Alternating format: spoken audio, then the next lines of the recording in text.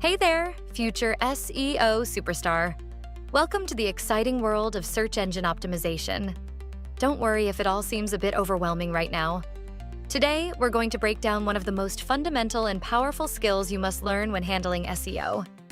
Keyword research. Let us show you how to do a keyword research using a free tool from Google. Ready to dive in? Let's go. Keywords are simply the words and phrases people type into search engines to find information, products, or services.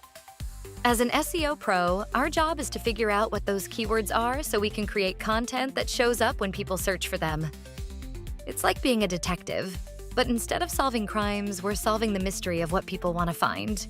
In this video, I am going to use Google Ads Keyword Planner. Even though it's part of Google Ads, which is for paid advertising, it's an incredible free tool for SEO keyword research. Before we even touch Keyword Planner, let's do a little brainstorming. Think about your topic or your business. What are the main things people would search for to find you?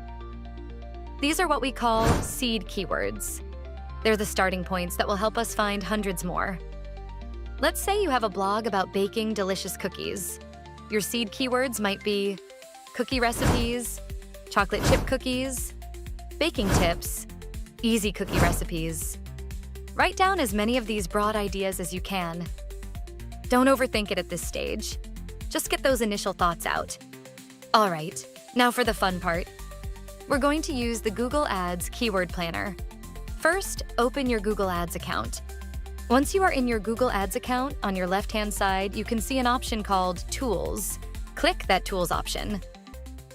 Then click Keyword Planner button in here. There, you have three options. Among these options, you need to select Discover New Keywords. Now, remember those seed keywords we brainstormed?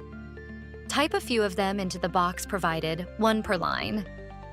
For our cookie example, we might put cookie recipes, chocolate chip cookies, and baking tips. Now click Get Results. You'll now see a whole treasure trove of keyword ideas. Don't be overwhelmed.